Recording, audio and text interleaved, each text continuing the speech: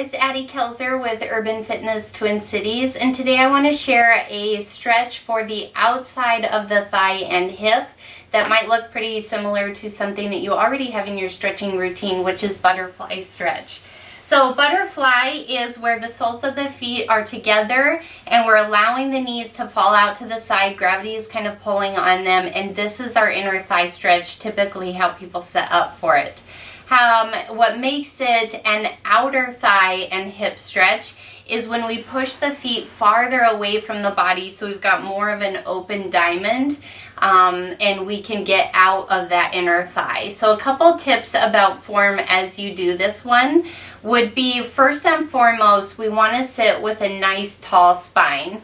So what we're looking to avoid is rounding in the spine and also being arched in, especially that low back is where that shows up, low and mid back.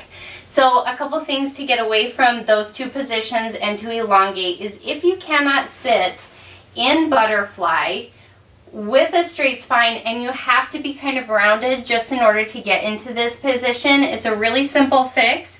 We're just going to take something that you can put your hips up on and sit on, say a couch cushion or a yoga bolster, anything like that. I've even sat on the Bosu in order to get me off the floor a little bit and give me a little bit more space. So now, much easier to stay in that tall spine, and if you kind of sit up in your regular butterfly like you normally would, just push those feet farther away to create more of an open diamond. And then we can hold on to the legs in order to pull yourself deeper into this stretch. So the other position that we sometimes see people in, especially if they have a tendency to arch in their low back anyway, is that their abdomen wants to fall, and we get a lot of spinal extension here in the low back and the mid back. And in order to correct this, I just want you to think about pulling the abdomen in and really elongating through the top of the head in order to elongate that spine. So I would say, just for this one, you're just going to want to think about your feet being farther away from you, and then you can pull yourself in as far as to where you can keep that spine elongated.